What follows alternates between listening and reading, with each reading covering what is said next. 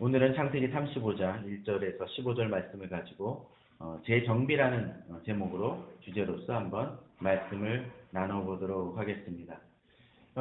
가끔 가다가 이렇게 TV 같은 데 보면은 그런 경우가 있죠. 잘 나오지 않던 그 연예인 같은 사람들이 방송에 잠깐 포토존이라든가 그런 쪽에서 등장을 하게 될 경우가 있습니다. 그런데 그런 사람 중에 특별히 여성 같은 경우가 그런 것 같아요. 여자 연예인 같은 경우 딱 나왔는데 예전에 아름다웠던 모습을 잃어버린 모습들을 종종 볼 때가 있습니다. 살이 많이 찌는 경우도 있고 또 얼굴이 달라진 경우들도 있을 수 있겠죠. 여러 가지 이유가 있을 수 있습니다. 그런데 그런 사람들이 어떤 드라마라든가 어떤 영화를 찍는다고 했었을 때 또는 여자 가수나 남자 가수 마찬가지인데 다시 복귀를 한다고 했었을 때 딱 등장하고 나면 그 모습이 달라져 있는 모습들을 볼 때가 많이 있습니다. 그걸 보통 뭐라 그러나요? 자기 자신이 그것을 위해서 준비한다라고 이야기합니다. 지금은 좀 인기가 식대되었지만 권투 선수 같은 경우도 그런 경우가 있습니다. 권투가 예를 들면 50kg에 해당되는 그런 급수에 해당되는 그 권투 선수가 평상시에 50kg를 유지하지 않습니다. 어떻게 하나요? 한 60kg 돼 있는 경우도 많습니다. 그럼 어떻게 하나요? 경기를 앞두고 체중 감량을 시작을 합니다. 심지어는 딱 어떻게 하나요? 만약 50kg가 제한 체중이면 어떻게 하죠? 그 전까지도 그래도 약간 넘깁니다. 넘기다가 막판에 가서 막 굶고 그래가지고 딱 빼고 살짝 넘기는 모습들을 보게 됩니다. 사람들이 어떤 경우에 있어서 어떤 일을 하기 전에 정말로 중요한 일을 앞두고 자기 자신을 재정비할 때가 있습니다. 예컨대 이런 권투 선수나 또는 연예인들만 그러나요?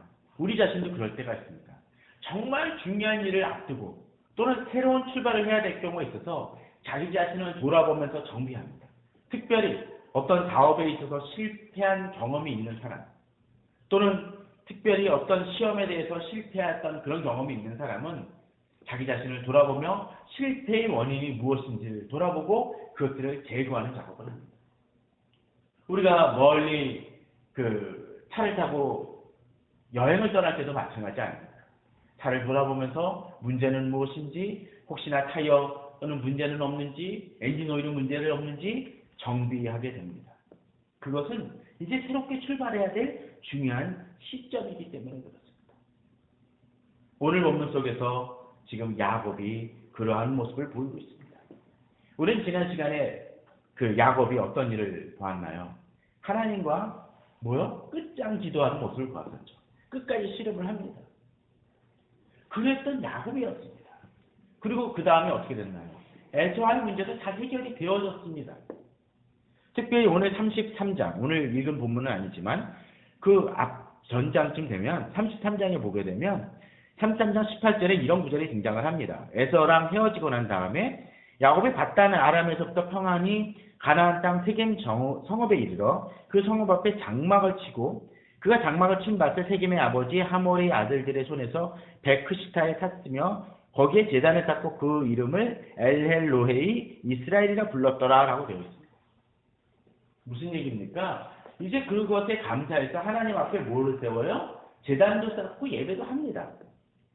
그런데 이제 34장에서는 우리 그 전장인 34장에서는 충격적인 사건이 벌어집니다. 어떤 사건인가요? 그의 사랑하는 딸 디나가 야곱이 산 그 땅 지역에 놀러 갔다가 성폭행을 당하고 맙니다. 이게 담기도 사실은 힘든 일이죠. 그리고 이제 그 일로 인해서 어떤 일이 벌어지냐면 야곱의 아들들이 그 할례라고 하죠. 그 할례를 그 사람들이 행하게 함을 통해서 그들을 몰살하는 장면이 등장을 합니다. 그러면 어떻게 벌어질까요? 이제 한 족속을 몰살했기 때문에 어떤 일이 벌어질까요? 그 주변 사람들이 경계하고 이 사람들이 도발하는 행위에 대해서 어떻게 할까요? 이제 집단으로 응징하고자 하는 모습을 보일 수 있는 지경이 되죠. 위협을 받을 수 있는 그 상황입니다. 무슨 두려운 사건입니다. 아니, 하나님의 말씀대로 끝장 씨름까지 하고 끝장 지도까지 하고 에서의 문제도 해결됐는데 갑작스러운 문제가 발생되어지는 모습이 오늘 본문 속에서 등장하고 있다는 것입니다.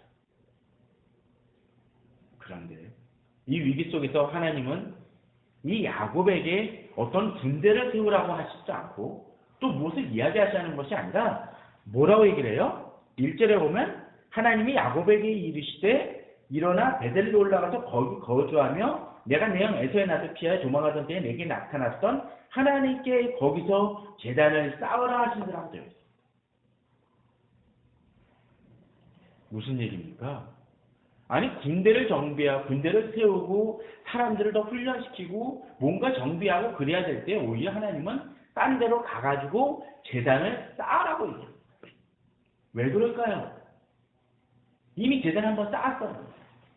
그것은 바로 야곱이 가야 될 곳에 가지 않았기 때문이에요.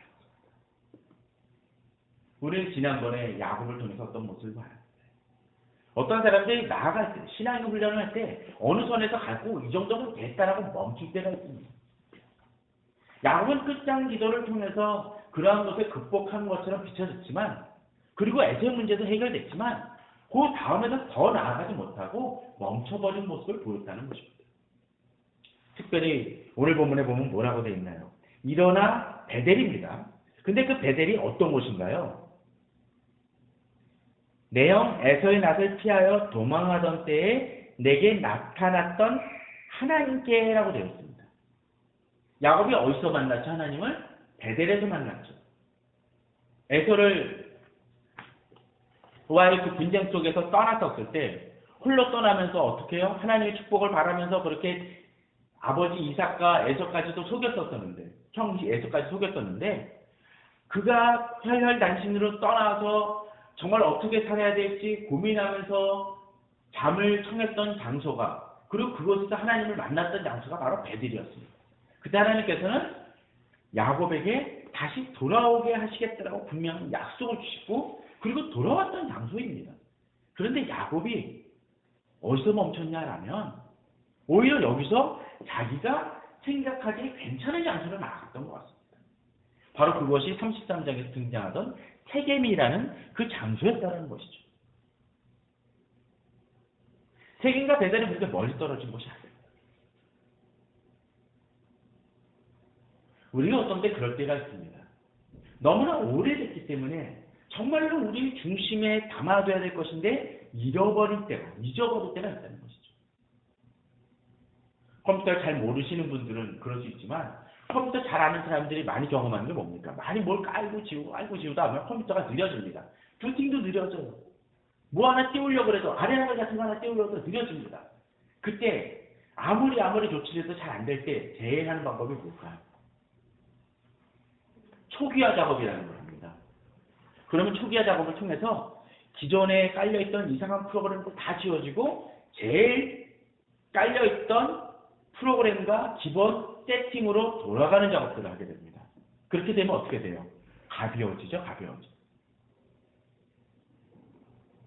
신앙도 그러할 때가 필요합니다.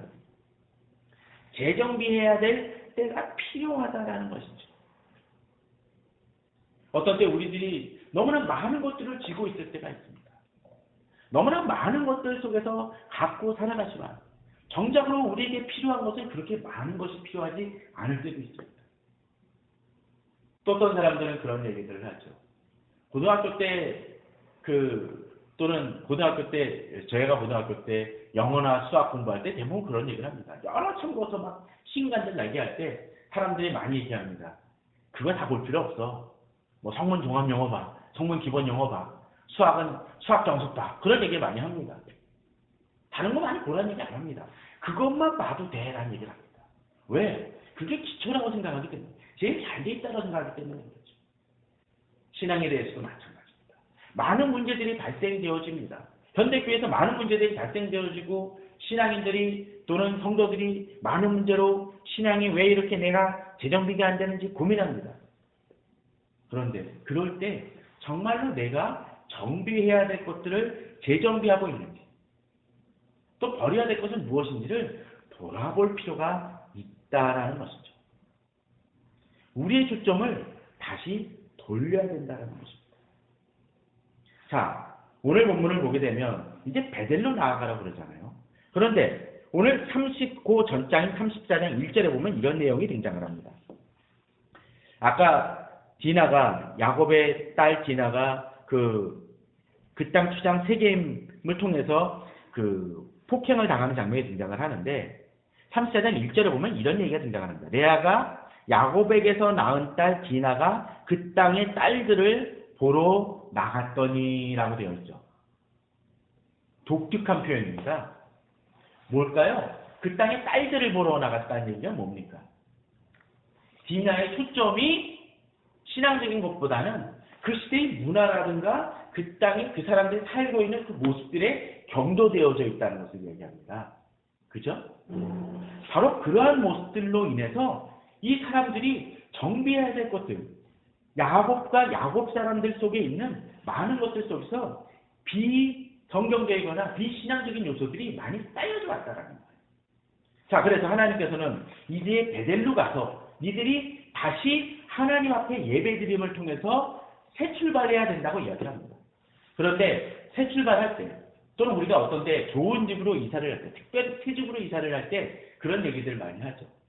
아주 누추하게 살았고 어렵게 살았고 막 그 오래된 집에서 살다 보면 가구들이 망가지고 살림살이도 망가질 때가 많이 있습니다. 근데 새 출발하면서 아주 새 집으로 갈 때는 어떻습니까? 예전의 것들을 버리는 작업들을 하죠. 그거 버리지 않고 끌어안고 가면 나중에 생활 쓰레기를 다시 한번 내놓습니다. 그럼 어떻게 되나요? 이사 비용들을 들고 버리는 쓰레기 비용은 또 쓰레기 처리 비용은 또 많이 듭니다. 신앙에서도 그럴 때가 있습니다. 오늘 본문 속에 보면 몇 가지 정비하라는 게 나옵니다. 자, 2절입니다. 자, 2절을 먼저 한번 같이 읽어볼게요. 시작. 야곱이 이에 자기 집안 사람과 자기와 함께한 모든 자에게 이르되 너희 중에 있는 이방 신상들을 버리고 자신을 청결하게 하고 너희들의 의복을 바꾸어 입으라. 정결이죠. 자, 그런데 여기서 베델로 나아가기 전에 재정비를 하면서 이 야곱 자신만 정비를 하는 게 아니라 누구라고 해요? 자기 집안과 자기와 함께한 모든 자에게라고 되어 있습니다. 무슨 얘기입니까? 진정한 변화와 진정한 정비는 혼자만이 아니라 공동체가 함께 이루어져야 된다는 거예요. 한국교회에서 또는 한국 사회 정치가들이 이야기합니다. 리더들이 얘기하죠. 이거 새롭게 출발합시다 하는데 아무도 안 따르는 경우들이 있어요. 그럼 어떻게 됩니까? 그게 힘을 발휘합니까? 안 됩니다. 진정한 변화는 골고루 이루어져야 됩니다. 반대로 그런 경우도 있는 것 같아요. 이 땅에 여러 사람들이 지도자만 잘못됐다고 얘기하는데 실질적으로 우리 사회 내부 속에서 여러 가지 우리 자신이 철저하지 못했던 많은 부분들도 많습니다. 그런 것들도 같이 감안되어야 되죠. 오늘 본문은 야곱이 자기 집안 사람들만이 아니라 하인들, 곧 모든 사람들도 함께 이 문제의 재정비에 동참해야 되는 이유입니다. 또 그러한 속에서는 어쩌면 같이 하지 말아야 될 사람은 띄어내는 작업도 사실 필요합니다. 오늘 지금 아까 저희들이 읽기 전에 34장의 그 본문 속에서 디나의 사건이 벌어졌지만 그 디나도 결국은 자기가 그쪽에 갔기 때문에 네가 어차피 자초해야 될 일들을 자초했다라는 얘기를 하는 게 아니라 디나가 분명 같이 하지 말아야 될 환경 속으로 자꾸 경도되어졌던 것을 얘기하는 것인데 사실 여기 보면 그 땅의 딸들을 보러 갔다는 것도 같이 하지 말아야 될 사람하고 같이 하려고 했었던 모습이거든요. 그런데 오늘 PT 본문이긴 하지만 창세기 38장에 보면 유다에 대한 얘기가 등장을 합니다. 자, 38장에 보면 사실 부끄러운 얘기 하나 등장을 해요. 유다가 자기 며느리와 그 관계를 가져서 자손을 갖게 되는 장면이 등장을 하거든요. 부끄러운 일입니다. 사실은 보게 되면 그런데 여기서 그때 그 벌어지는 사건들이 왜 벌어집니까? 한 여인과 결혼을 했는데 아들 셋을 낳았는데 아들이 먼저 악해서 죽어요. 첫째 아들이. 그렇습니다. 그러고 나서 그 당시 수원제도를 인해서 수원제도라는 것은 장자가 그 아들을 갖지 못할 경우에는 그 둘째 아들이 형수죠. 형수하고 이게 그 관계를 통해서 이제 자손을 잃도록 하는 것인데 둘째 아들도 악하게 행동을 하면서 또 문제를 일으키게 됩니다. 그래서 둘째 아들까지 죽는 모습이 전개되어진 장면이 등장을 하거든요. 자, 그런데 이런 정비 과정 속에서 몇 가지 문제가 하나 등장을 합니다. 자, 이런 일들이 왜 벌어졌는지가 오늘 본문 속에서 등장을 하는데, 자, 38장 1절에 보면 그 후에 유다가 자기 형제들로부터 떠나 내려가서 아돌 사람 히라와 가까이 하니라. 그 다음에 2절에서 유다가 거기서 가나안 사람 수아라 하는 여자의 딸을 보고 그를 대고 동침하니라 라는 장면이 등장을 하죠. 자, 그리고 쭉 내려가 봅시다. 12절입니다. 거기 뭐라고 나오는지 볼까요? 얼마 후에 유다의 아내 수아의 딸이 죽은지라 유다가 위로를 받은 후에 그의 친구 아둘람 사람 히라와 함께 딥나로 올라가서 자기 양털 깎는 자에게 이르렀더니 라고 되어 있습니다. 자, 여기서 한 명이 같이 등장하는 한 명의 인물이 있죠. 누군가요? 딥나 말고요. 그죠? 히라라는 사람이 등장을 합니다. 그게 뭘까요? 자, 그리고 나중에 가서 또 한 명이 등장을 합니다. 자, 그런데, 자, 38장 1절에서 등장하는 그 히라, 이거 잘 봐야 되는데, 히라가 있음으로 인해서 같이 있는 상황 속에서 2절에서는 이제 어떤 일이 벌어져요? 가나안 사람 수아라는 여자와 결혼을 해요. 그죠? 수아라는 자의 딸과. 그죠? 그리고 그 다음 사건에서 이 수아가 죽고 난 다음에 위로를 받은 후에 내려가서 벌어진 일이 사실은 그 요새 얘기로 하면 성매매예요. 그죠? 그런데 그때 이 며느리가 친정집에 쫓겨가서 그냥 계속적으로 오랫동안 머물러 있으니까 이 며느리가 그 흉계를, 계략을 꾸민 게 그 아버지 앞에, 그 시아버지 앞에 나타난 사건이거든요. 이 사실은 추잡한 사건이긴 한데 사실은 밑으로 그쪽까지 내려갔던 이유가 뭡니까? 히라. 결국은 성매매를 위해서 내려갔던 거거든요. 자, 그런데 그때 등장하는 인물이 하필 히라라는 거예요. 히라. 그리고 나중에 가가지고 뭐 유다가 맡겨놓은 물건을 찾으러 가는 사람도 누구냐면 바로 누구? 또 히라예요. 그럼 뭡니까? 이 히라라는 사람이 제일 좋은 사람 아니란 얘기를 하는 거예요. 제가 이 얘기를 장황하게 먼저 설명하는 이유 중에 하나는 좋지 못한 친구가 좋지 못한 결과들을 낳을 때가 많다라는 거예요. 우린 이걸 자주 놓칩니다. 아, 이 정도면 되겠거니, 이 정도면 좋은 친구겠거니 생각을 하는데 아닌 경우들이 있다는 겁니다. 그렇기 때문에 친구를 잘 사귀라는 얘기가 바로 이런 데서 나옵니다. 재정비를 할 때 어쩌면 끊어내야 될 사람들은 끊어내야 될지 모릅니다. 또 하나 특별히 이런 끊어내는 작업만이 아니라 자기 안에서 함께 된 친구들 있잖아요. 함께한 사람들을 그들도 그냥 믿음 안에서 그들도 바로 설 수 있도록 이끌어내는 작업들을 해야 된다는 것입니다. 진정한 변혁은 지도자 하나만 되는 것이 아니라 나 개인만이 아니라 가족이 전체가, 교회 전체가, 나라 전체가 하나 되어져 솔선수범하여 또 전체가 함께 하나님 앞에 무릎 꿇을 때 일어난다는 것입니다. 이 시대의 개혁이나 그런 부분이 대부분 실패하는 이유가 바로 그것입니다. 몇몇 사람들만 합니다. 자, 그렇다면 이들이 해야 될 것들이 무엇입니까? 다시 2절입니다.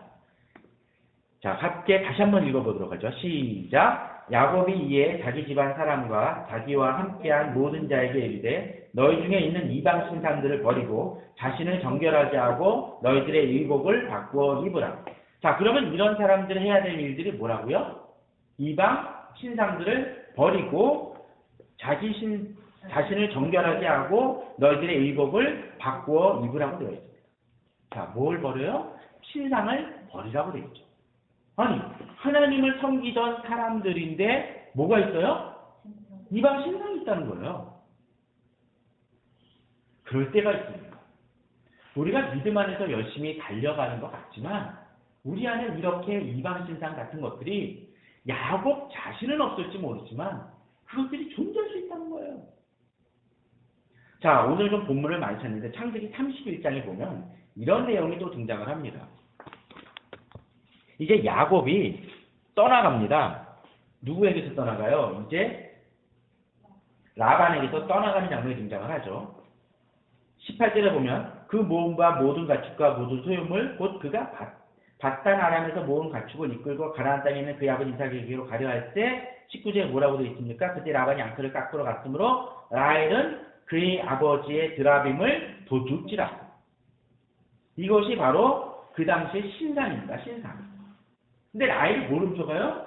그의 아버지, 그의 집안에 있던 신상, 예를 들면 뭐 이렇게 뭐 부처상 같은 것일 수도 있겠죠. 그런 것들을 가져갔다는 얘기예요. 그 얘기가 뭡니까? 장식품으로? 아니겠죠. 그에 대한 신앙과 그 믿음을 어떤 부적 같은 것들을 놓치를 원치 않았다는 거예요.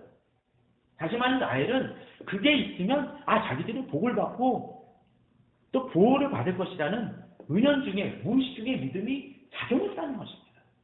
근데 그것이 지금 하나님 앞에서 약속의 땅에 다시 돌아온 순간에도 뭐 했다는 거예요? 버리지 못하고 있었다는 거예요. 그럴 수 있습니다. 그 안에 그러한 것들이 존재할 수 있습니다. 우리들이 포기하지 않고 남겨두는 그런 것들이 우리 사회에는 있을 수 있다는 것입니다.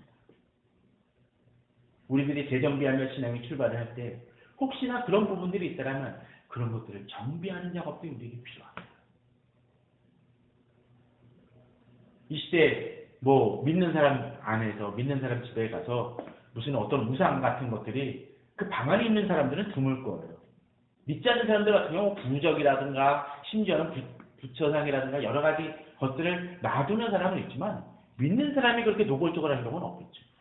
그러나 그럼에도 불구하고 우리 속에 그러한 형태의 이방 신상 같은 것들이 우리 속에 존재할 수 있습니다. 그것을 버릴 수 있어야 돼요. 끊어낼 수 있어야 됩니다. 그런 걸 쥐고 있으면서 내 자신이 아직도 하나님 앞에서 왜 내가 하나님이 내게 은혜를 내려주시지 않는가라고 이야기한다면 그건 어불성설입니다. 자, 그 다음에 이제 이방 신상들을 버리고 했는데 실제로 버리는 작업들이 4절에서 등장을 합니다. 한번 4절 볼까요? 자, 같이 읽어보죠. 시작. 그들이 자기 손에 있는 모든 이방 신상들과 자기 귀에 있는 귀고리들을 야곱에게 주는지라. 자, 여기 독특한 표현이 하나 등장을 합니다. 자, 모든 이방 신상은 2절에서 등장을 했던 거예요. 그죠? 그런데 여기 보면 자기 귀에 있는 귀고리들이라고 되어 있습니다. 이게 뭔가요? 왜 그럴까요? 이방의 우상 숭배와 관계된 것이라든가 음행적인 모습들로 나타냈던 것들이 귀골이라는 상징성으로 등장했던 거지. 자, 사실 여기서는 뭐 자세히 다 살펴볼 수 없지만 이런 것들이 많이 성경 속에 등장을 합니다. 자, 어떤 것이 있을까? 귀골이 하면 생각나는 사건 혹시 금송아지 만들 때 아론이 그런 얘기를 합니다. 금송아지 만들 테니까 너희들이 그 폐물을 갖고 오라고 하니까 귀고리 같은 걸 뺐다라고 얘기를 해요. 자, 또 기드온 있죠, 기드온. 기드온이 전쟁을 하고 이제 이기지 않습니까?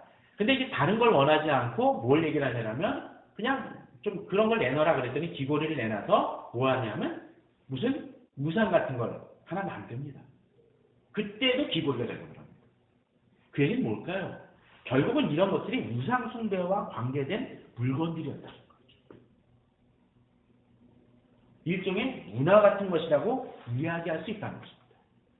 자, 아까 우리 보았던 34장에 다시 한번 볼게요. 34장 1절에서 레아가 야곱에게 낳은 딸 디나가 그 땅의 딸들을 보러 나갔다고 되어 있어요. 자, 이 딸들을 보러 나갔다는 것이 뭡니까? 그 사람들이 더 이뻐서?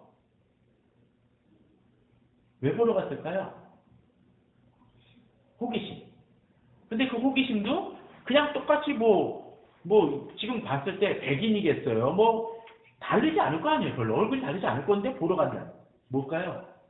그들의 의상이라든가 옷이라든가 문화를 보러 갔다는 얘기예요. 다시. 예를 들면 귀걸이라든가 장신구라든가 또는 일종의 화장 같은 것도 될 수 있겠고 옷차림이라든가 그런 것들이 자기들과 달랐다는 것이죠. 요새 식으로 따지면 뭘까요? 홍대 나가는 게 낫다는 홍대라든가 명동 나갔다는 얘기랑 비슷해요. 근데 특별히 어떤 때 아주 안 좋은 문화 쪽에 있어요. 그런데 이 디나가 거기에 접하게 된 이유가 뭡니까? 야곱이 제단을 쌓았는데 바로 세겜 사람들이 있는 그 지역에 세웠다는 거예요. 하나님이 가라고 하셨던 베델이 아니라 세겜에 머물렀다는 것이죠. 그러다 보니까 어떻게 돼요? 그 문화를 배우게 되었다는 것입니다. 호기심에 경도되어졌다는 것이죠. 아까 유다도 봤던 38장의 유다도 어때요? 아둘람 사람 히라를 쫓아가지 않습니까? 그리고 그 지역에 가서 그 여자를 만나요. 더더군다나 38장 1절에 보면 재미난 표현이 등장을 합니다. 그 후에 유다가 자기 형제들로부터 떠나 내려가서 아둘람 사람 히라와 가까이 하니라라고 되어 있잖아요. 근데 그 전에 뭐가 있습니까? 형제들로부터 떠나 내려가서라고 되어 있지 않습니까? 뭐요? 믿음 안에 한 공동체였던, 그래도 비록 요셉을 팔아먹었지만 그 형제들에게서 떠나 내려가서 혼자 거합니다. 그러니까 어떤 일이 벌어져? 이런 계속적인 악순환이 전개되어졌다는 것이죠. 문화라는 건 참 중요한 의미를 지니고 있습니다. 물론 모든 문화를 거부하고 이제는 그쪽하고 접하지 말라는 얘기라는 건 아닙니다. 어떤 극단적인 사람은 뭐 영화라든가 음악 모든 걸 거부하는 경우들도 있어요. 그러나 하나님께서 우리들에게 문화를 주셨습니다.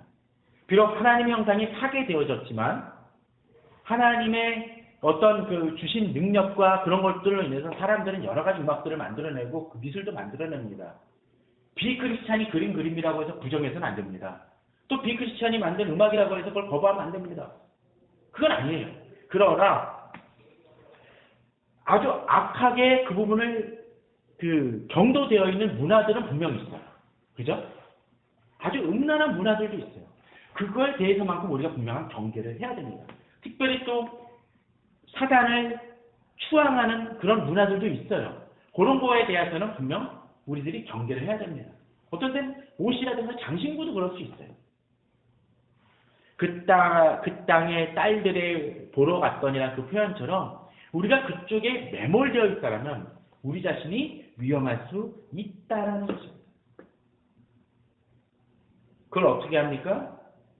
이제 땅에 상수리 나무 아래에 묻었다라고 되어 있습니다. 뭡니까? 완전히 끌어내 버리는 거죠. 손해를 감수하는 것이죠.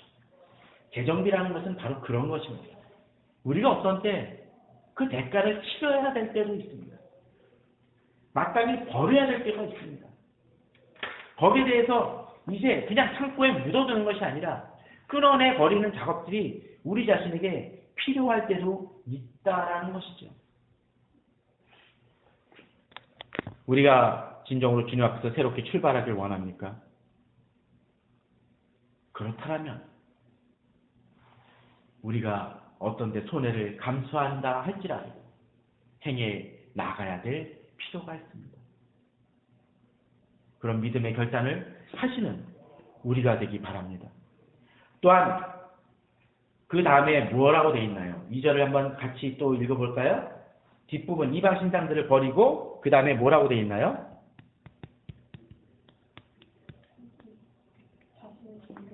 하고 너희들의 의복을 바꾸어 입으라. 그렇습니다. 이제 버리는 작업만이 아니라 그 다음 필요한 게 뭐예요? 내 자신을 정결하게 하는 작업입니다. 이 여기는 구체적으로 씻고 그 의복을 새로 입는 그런 작업이긴 하지만 우리에게 있어서 얘기한다면 회개하는 작업이라고 얘기할 수가 있습니다. 다시 한번 결단하며 새 출발하고자 하는 결단과 헌신의 작업들이 이루어져야 된다는 것입니다. 우리가 그러할 때 그렇게 주님 앞에서 나아가보자 할 때 변화는 임합니다. 그래서 결단합니다. 베델로 나아가기 전에 그 준비를 행합니다. 그랬더니 5절에 어떤 일이 벌어집니까? 이렇게 재정비하고 결단했을 때 일이 벌어집니다. 자, 그들이 5절 같이 보죠. 시작. 그들이 떠났으나 하나님이 그 사명 고을들로 크게 두려워하게 하셨으므로 야곱의 아들들을 추격하는 자가 없었더라. 자, 그들이 떠났죠. 그죠? 그런데 사실 아까 얘기했던 것처럼 한 민족을, 한 족속을 살해했단 말이에요. 다 죽였는데, 그러면 그 사람들이 단합을 하면 분명 칠 수도 있었을 텐데, 어떤 일이 벌어져요? 그 사람들이 두려워하는데 어느 정도 크게 두려워하고 추격하는 자는 없었다는 것이에요. 그런데 누가 이렇게 해요? 하나님. 자, 그리고 재미난 표현이 등장합니다. 사면 고을들이죠. 사면 고을들. 그럼 어떻게 되나요? 동서남북 어느 쪽도 해당이 안 된다는 얘기예요. 요새식으로 따지면 요새는 뭐 고층 건물이 있으니까 윗집 아랫집도 검토를 해야 되겠지만 여기서 그 당시는 뭐 그런 건 없으니까 이 사면 고을이라는 얘기는 어느 누구도 이들을 대항할 수 없게 되었다는 것입니다. 그렇습니다.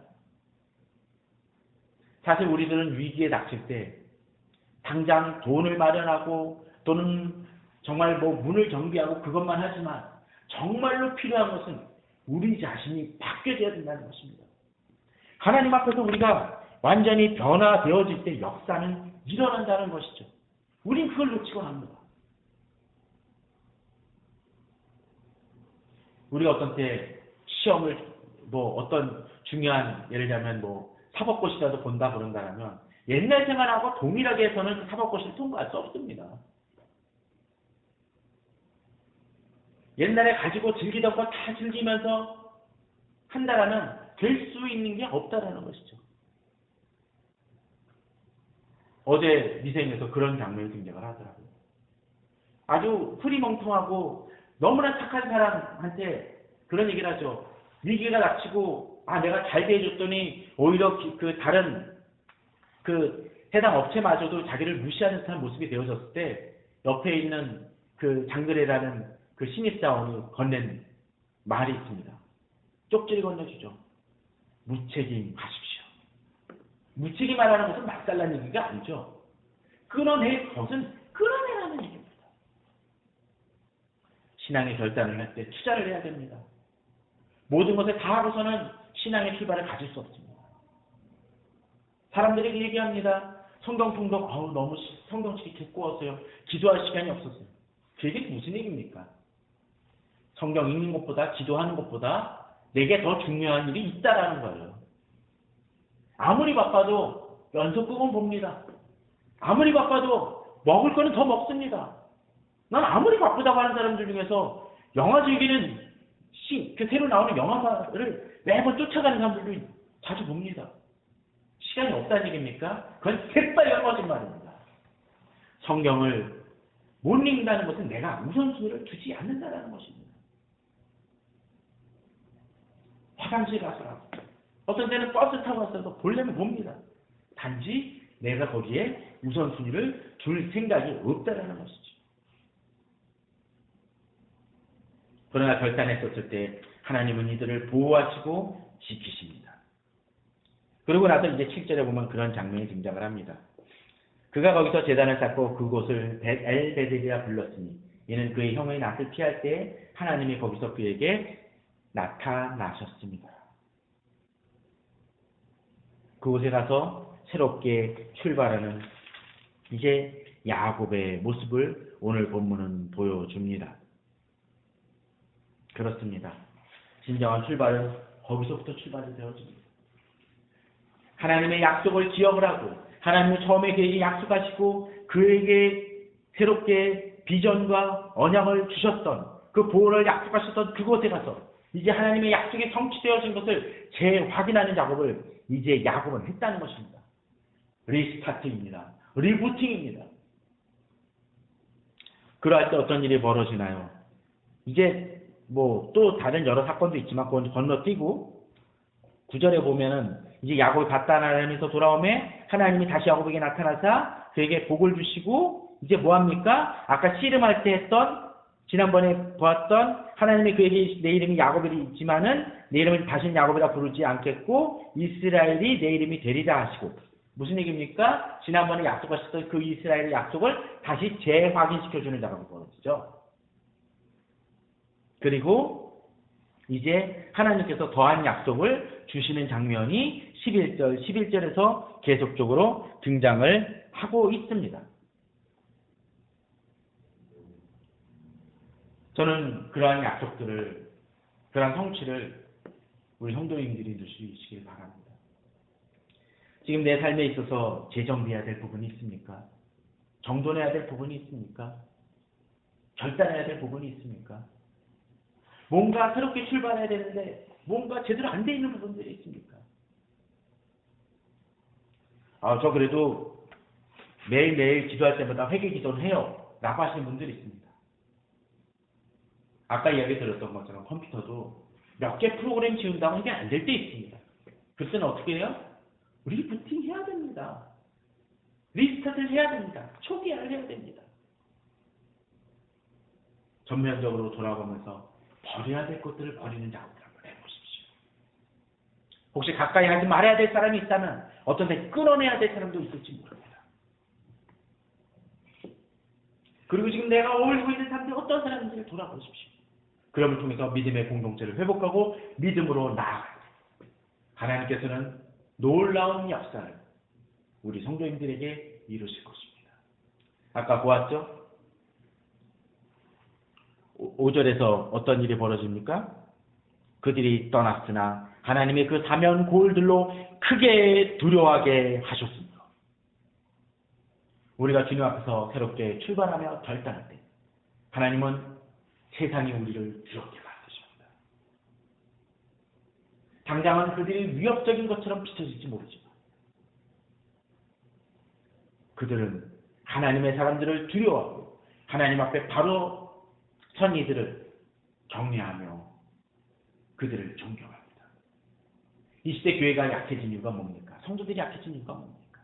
너무나 많은 것을 달아서 하나님의 사람인지 아닌지 구분이 가지 못하게 만들기 때문에 그렇습니다. 아닙니다. 이 시대는 오히려 교회의 정체성을 드러내야 될 때입니다. 복음에 대한 명확성을 드러낼 때입니다. 그러할 때 주님의 역사는 일어날 것입니다.